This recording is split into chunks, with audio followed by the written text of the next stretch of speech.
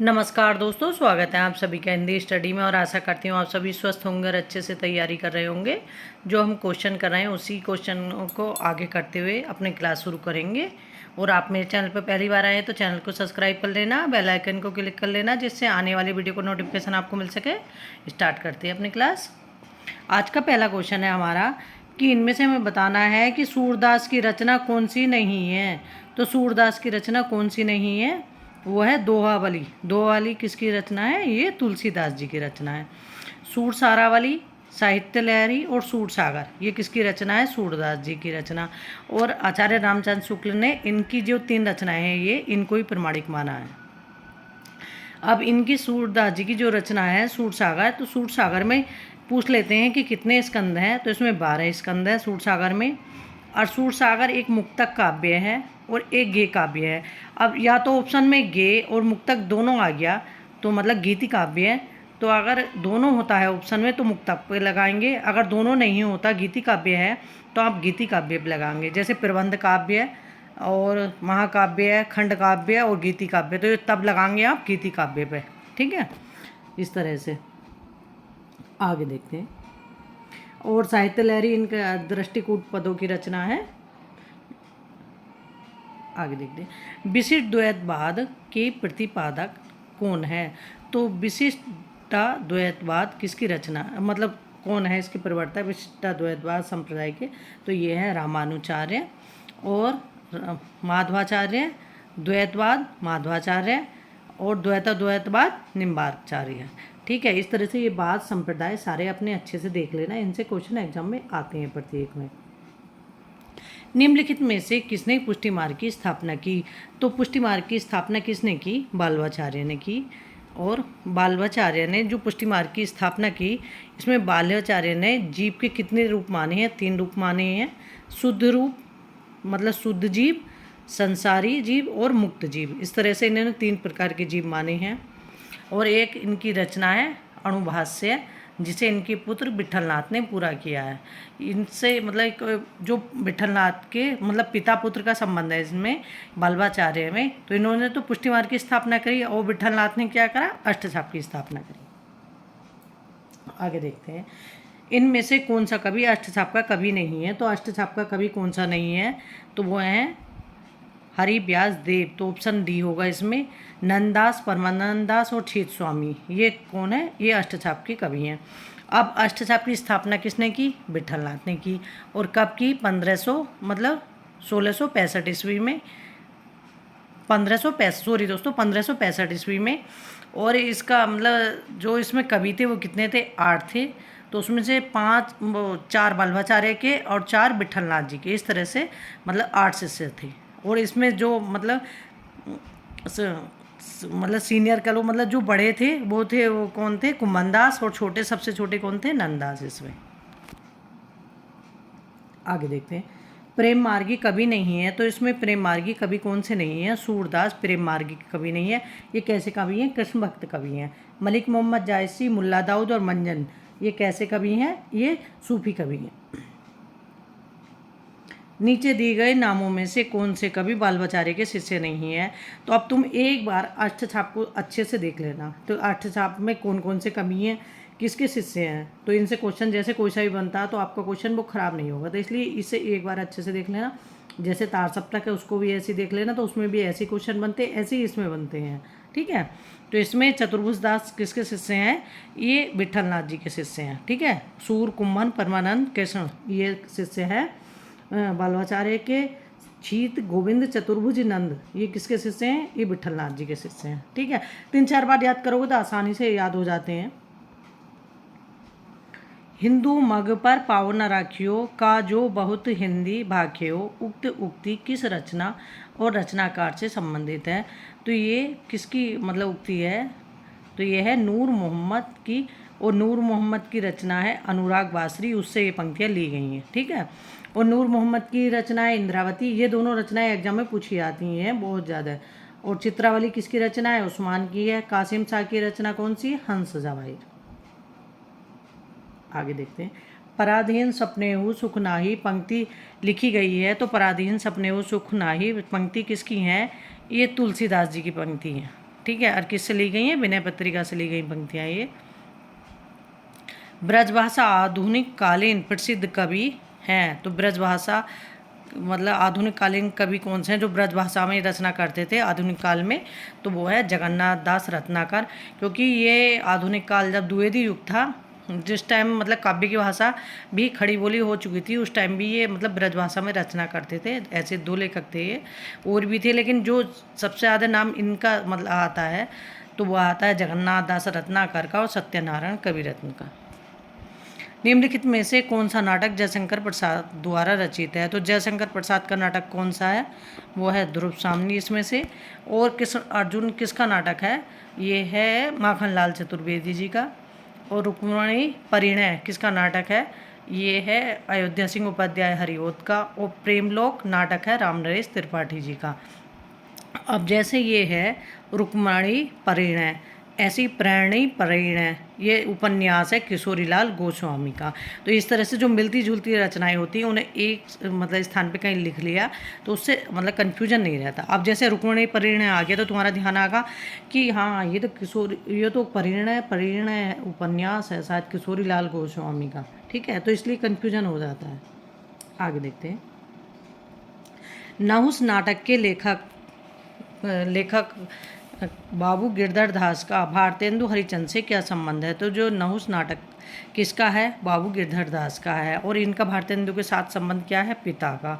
तो ये पिता पुत्र हैं, ठीक है, मतलब पुत्र हुए भारतेंदु और पिता हुए गिरधर दास। और हिंदी का पहला नाटक कौन सा है? नहुस ही है, गोपाल चंद्र गिरधर दास का नहुस। निम्न में से कौन सा समूह आचार्य हजारी प्रसाद द्विवेदी के उपन्यासों को दर्शाता है? तो हजारी प्रसाद द्विवेदी के जो उपन्यास है वो कौन कौन से हैं? बाण भट्ट की आत्मकथा, चारूचंद लेख, पुनर्वा, अनामदास का पोथा, ये किसके उपन्यास हैं? ये हजारी प्रसाद द्विवेदी के उपन्यास हैं। अलका अप्सरा, अलका, प्रभावती, निरुपमा, ये और कुल्ली भाट, ये किसके हैं? तो ये है निराला जी के, ठीक है, ये किसके? निराला जी के उपन्यास है। झूठा सच, दादा कमरे, देशद्रोही, दिव्या, ये यशपाल के हैं। सोमनाथ, धर्मपुत्र, बैरकसाम, आत्मदाह, तो ये चतुर्सेन शास्त्री के उपन्यास हैं, ठीक है। आगे देखते हैं। खड़ी बोली में प्रथम महाकाव्य प्रिय प्रवास के रचयिता हैं, तो प्रिय प्रवास की रचना किसने की है? अयोध्या सिंह उपाध्याय हरिओद, ठीक है। अब ये इनका कई बार पूछ लेते हैं कि जैसे हरिओद देखे इनका पूरा नाम क्या है, तो इनका पूरा नाम यही है, अयोध्या सिंह उपाध्याय हरिओद। तो कहीं तो अयोध्या सिंह लिख देंगे तो उपाध्याय नहीं लगाते बीच में, ऑप्शन में जो आते हैं, इसलिए अच्छे से देख लेना, ठीक है। तो ये अब जैसे पूछ लेते हैं जो प्रिय प्रवास है इसके बारे में पूरा अच्छे से देख लेना, क्योंकि प्रिय प्रवास से क्वेश्चन बनते हैं। तो प्रिय प्रवास का समय पूछ लेते हैं कई बार, तो इसका समय है 1914 ईस्वी, और ये खड़ी बोली का प्रथम महाकाव्य है प्रिय प्रवास। और प्रिय प्रवास का जो मतलब सर्वप्रथम जो प्रकाशन हुआ था वो ब्रजंगना विलाप नाम से हुआ था। और जिसमें पूछ लेते हैं ये भी कि संस्कृत के बण वृत्तांतों पर मतलब आधारित कौन सा है, तो मतलब इनकी रचनाएं देखें तो वो यही है, ठीक है, प्रिय प्रवास संस्कृत के बण वृत्तांत हैं जिसमें। और इस जो इनका ये है प्रिय प्रवास, इस पर इन्हें मंगला प्रसाद पारितोषिक भी मिला था। और इसमें कृष्ण के मतलब जन्म से लेकर मथुरा तक जाने तक का इसमें वर्णन दे रखा। आगे देखते हैं। अशोक के फूल निबंध रचित हैं, तो अशोक के फूल निबंध किसका है? ये हजारी प्रसाद द्विवेदी का निबंध है, ठीक है। और हजारी प्रसाद द्विवेदी के निबंध और भी देख लेना, जैसे इनके निबंध एक बार आया था शिरीष का फूल कैसा निबंध है, ठीक है, तो ये ललित निबंध है शिरीष का फूल। और नाखून क्यों बढ़ते हैं, देवदारू, इस तरह से इनके ये निबंध हैं। आगे देखते हैं। जब हम प्रीति, उदारता और भलमनसाहत का बर्ताव करते हैं तब यही समझते हैं कि हम उनसे घृणा कर रहे हैं, और हम चाहें उनका जितना ही उपकार करें बदले में हमें अपकार ही मिलेगा। ये कथन किस निबंध से लिया गया है? तो ये कथन लिया गया है चिंतामणि के निबंध घृणा से, ठीक है। और चिंतामणि से मतलब लिया गया है वो निबंध किसका है? चिंतामणि आचार्य रामचंद्र शुक्ल का निबंध है, ठीक है, चिंतामणि से। और निबंध सम्राट किसके कहा जाता है? निबंध सम्राट आचार्य रामचंद्र शुक्ल को, क्योंकि निबंधों के लिए ही आचार्य रामचंद्र शुक्ल के सबसे अच्छे निबंध लिखे हुए और उसमें मनोविकार संबंधी निबंध जो लिखे हैं सबसे ज़्यादा। वैसे तो प्रताप नारायण मिश्र के भी हैं, लेकिन जो ऑप्शन में अगर आते हैं दोनों तो उसमें से तुम रामचंद्र शुक्ल पर टिक करोगे। ठीक है, आगे देखते हैं। अयोध्या सिंह उपाध्याय हरिओद द्वारा लिखित काव्य ग्रंथ है।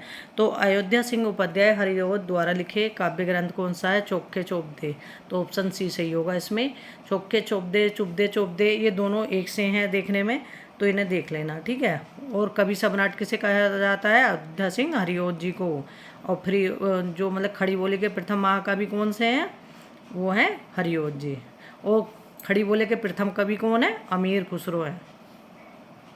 इनकी एक रचना है मतलब रस कलश, जो रीति संबंधी लिखी है इन्होंने। मतलब रीति संबंधी क्या मतलब नायक नायिका भेद, कुछ इस तरह से रस संबंधी उसमें लिखा गया है। ठीक, कनुप्रिया धर्मवीर भारती की रचना है और पथिक रामनरेश त्रिपाठी की रचना है। मिलन, पथिक, स्वप्न, ठीक, इस तरह से ये रामनरेश त्रिपाठी की रचना है। इनमें कौन सा समूह आचार्य रामचंद्र शुक्ल की रचनाओं को दर्शाता है? तो रामचंद्र शुक्ल की रचना कौन सी हैं? वो है ऑप्शन बी सही होगा, हिंदी साहित्य का इतिहास, चिंतामणि, रसमीमांसा और त्रिवेणी। तो ये किसके हैं? तो ये है रामचंद्र शुक्ल का। अब जो त्रिवेणी में पूछ लेते हैं कि त्रिवेणी में इन्होंने किस किस का मतलब वर्णन किया है, तो उसमें है सूर, तुलसी और जायसी। ठीक है, ये तीन है त्रिवेणी में। आगे देखते हैं। बादल राग के रचयिता है, तो बादल राग के रचयिता कौन है? निराला। निम्नलिखित पंक्तियाँ किस प्रसिद्ध लंबी कविता से उद्धृत हैं? तो ये बताना, नीचे पंक्तियाँ दी गई तो ये किस उससे ली गई हैं? तो पंक्तियाँ है प्रतिपल, परिवर्तित व्यू, वेद कौशल, समूह राक्षस, विरुद्ध प्रत्यु, क्रुद्ध, कपिविश्व। ये किससे ली गई हैं पंक्तियाँ? तो ये राम की शक्ति पूजा से ली गई हैं, जो निराला की लंबी कविता है उससे ये पंक्तियाँ ली गई हैं। निम्न में से कौन सी रचना महादेवी वर्मा की नहीं है? तो महादेवी वर्मा की रचना कौन सी नहीं है? आंगन के पारद्वार। आंगन के पारद्वार किसकी रचना है? ये अज्ञे की रचना है। और अज्ञे की पहली रचना काव्य संग्रह कौन सा है? भग्नदूत।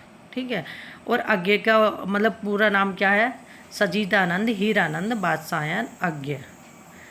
और अज्ञे जैसे एक बार एग्जाम में पूछा था कि कुट्टी चातन नाम से कौन मतलब निबंध लिखता था, तो वो अज्ञे थे जो कुट्टी चातन नाम से अपने निबंध लिखते थे। हिंदी में गीति नाट्य परंपरा की प्रथम रचना और उसके रचनाकार हैं। तो प्रथम गीति नाट्य कौन सा है? तो वो करणाल है, जयशंकर प्रसाद का। अनग गीति नाट्य किसका है? मैथिली शरण गुप्त का। उन्मुक्त गीति नाट्य किसका है? सियाराम शरण गुप्त का। अंधायुग गीति नाट्य किसका है? धर्मवीर भारती जी का। आगे देखते हैं। अनामिका काव्य किसके द्वारा लिखा गया? तो अनामिका काव्य किसके द्वारा लिखा गया? ये निराला के द्वारा। ठीक है, अनामिका, परिमल, कुकुरमुक्ता, गीतिका, ठीक है, इस तरह से ये सब किसके हैं? निराला की रचना है।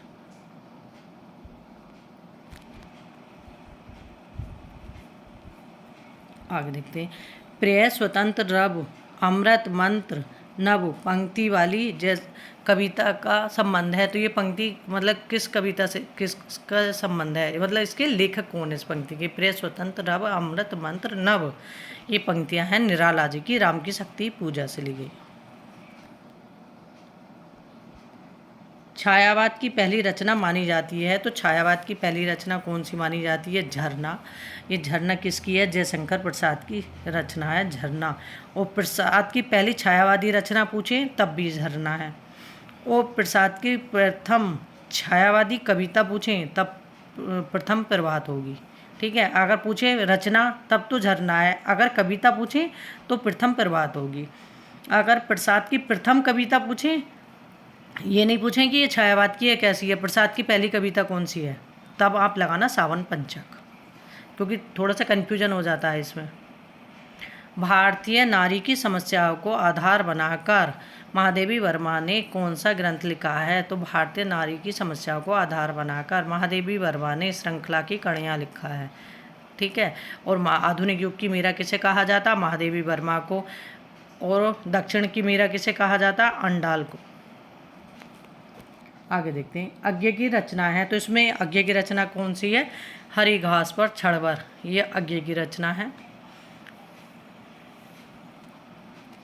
सबसे बड़ा सिपहिया के रचनाकार हैं। तो सबसे बड़ा सिपहिया रचनाकार हैं बीरेन जैन। स्त्री विमर्श का उद्देश्य है। तो स्त्री विमर्श का उद्देश्य क्या है? स्त्री अस्मिता की खोज, पुरुष प्रभुत्व का विरोध, स्त्रियों की रचनाशीलता की परंपरा की पहचान। तो ऑप्शन हमारे तीनों सही हैं इसमें। चांद का मुंह टेढ़ा के रचनाकार हैं। तो चांद का मुंह टेढ़ा के रचनाकार कौन है? तो ये है मुक्तिबोध, गजानन माधव मुक्तिबोध इनका पूरा नाम है। तो मुक्तिबोध की रचना चांद का मुंह टेढ़ा और भूरी भूरी खाक धूल, ये दोनों रचनाएं एग्जाम में बहुत बार रिपीट होती हैं। ठीक है, अब जैसे पूछ लें कि मुक्तिबोध किस लिए प्रसिद्ध हैं, तो मुक्तिबोध किस लिए प्रसिद्ध हैं? तो मुक्तिबोध फैंटेसी के लिए प्रसिद्ध हैं, और त्रिलोचन सानेट के लिए प्रसिद्ध हैं, अज्ञे हाइकू के लिए प्रसिद्ध हैं, और रसखान सवैया के लिए प्रसिद्ध हैं। ठीक है, और घनानंद कवित के लिए प्रसिद्ध है। इस तरह से ये पूछ लेते हैं एग्जाम में कि कौन किसके लिए प्रसिद्ध है, और लगभग इनमें अज्ञे, त्रिलोचन और मुक्तिबोध ये तो पूछे भी गए हैं कि ये किस लिए प्रसिद्ध है। अज्ञे की असाध्य बीड़ा किस प्रकार की काव्य करती है? तो अज्ञे की जो असाध्य बीड़ा है वो किस प्रकार की काव्य करती है? ये लंबी कविता है, या तो प्रलंब काव्य या लंबी कविता। मतलब ऑप्शन में अगर जैसे इसमें तो दोनों दे दिए, प्रलंब कविता या लंबी कविता। अगर दोनों में से एक आए, लंबी कविता या प्रलंब कविता काव्य, तो दोनों में से मतलब तुम टिक कर सकते हो। ठीक है, इस तरह से। और अज्ञे की सारी रचनाएं अच्छे से देख लेना, अज्ञे का नाम देख लेना। अज्ञे को अच्छा अज्ञे नाम किसने दिया ये बताना। अज्ञे को अज्ञे नाम दिया है जैनेन्द्र ने। ठीक है, क्योंकि एक बार जो मतलब उस समय ये जेल गए थे, तो उस टाइम इनकी 2 कविता छपनी थी जो इन्होंने प्रेमचंद को साथ जागरण पत्र में, जयशंकर प्रेमचंद को जागरण में छापने के लिए दी थी। तो उसमें तब उन्होंने इनका नाम पूछा था, तो जैनेन्द्र ने कहा था कि अभी अज्ञे है लेखक। ठीक है, तब से इनको नाम जैनेन्द्र द्वारा दिया हुआ माना जाता है कि इनका नाम अज्ञे। ठीक, और अज्ञे के बारे में देख लेना अच्छे से, क्योंकि इनको ज्ञानपीठ पुरस्कार भी मिला है और साहित्य अकादमी पुरस्कार दोनों मिले हुए हैं। और जिन लेखकों को ज्ञानपीठ या साहित्य अकादमी या कोई सा भी पुरस्कार मिल जाता है तो वो महत्वपूर्ण हो जाते हैं कहीं ना कहीं, वो भी और उनकी रचनाएं भी। इसलिए रचनाओं को और उनको भी हमेशा ध्यान में रख के तैयार करना ही करना है उन्हें। ठीक है, थैंक यू दोस्तों मैं वीडियो देखने के लिए। और जाते आते बता दूं आपको, नरोत्तम स्वामी की एक काव्य शास्त्र की बुक है, वो ले लेना। उसमें छोटे छोटे अच्छे से दे रखा, ऐसी है 50-60 रुपये की बुक जो आपको ऑनलाइन भी मिल सकती है। ठीक है, तो वो अच्छी है काव्य शास्त्र के लिए।